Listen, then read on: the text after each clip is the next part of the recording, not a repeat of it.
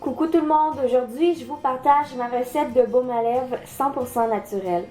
J'avais déjà fait une vidéo il y a plusieurs années, mais j'ai voulu vous faire une recette qui était améliorée.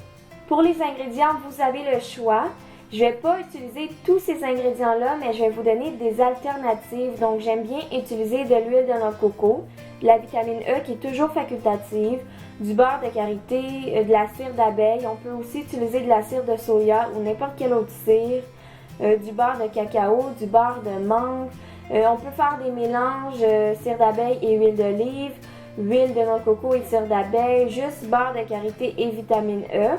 C'est vraiment selon les ingrédients que vous avez chez vous et personnellement, j'ai essayé toutes les combinaisons et je les aime toutes.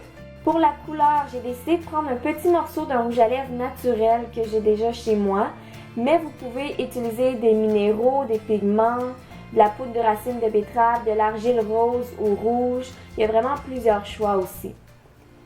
Dans un pot qui résiste à la chaleur, je vais mettre 2 cuillères à thé de beurre de karité. On pourrait arrêter là parce que c'est déjà un super baume à lèvres avec seulement un ingrédient.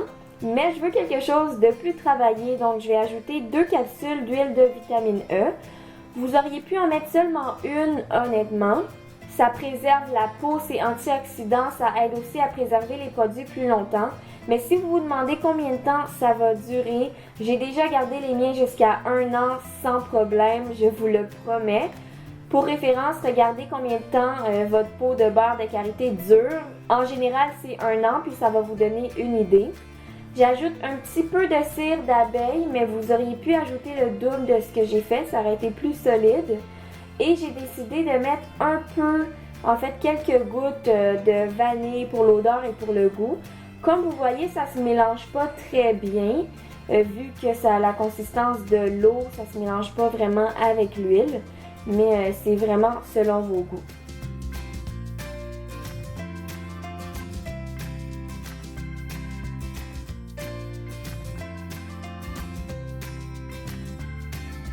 Le premier baume à lèvres est terminé. Pour le deuxième, j'ai décidé d'ajouter la couleur.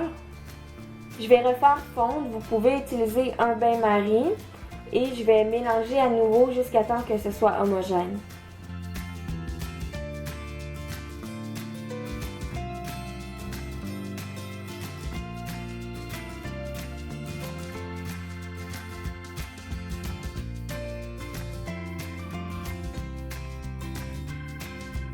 Et c'est terminé pour le deuxième baume à lèvres. J'ai laissé solidifier à la température de la pièce pendant une journée complète. Ça a pris beaucoup de temps, mais maintenant que c'est solidifié, c'est prêt à être utilisé. Donc j'espère que vous avez apprécié cette vidéo, puis nous on se revoit très bientôt. Bye!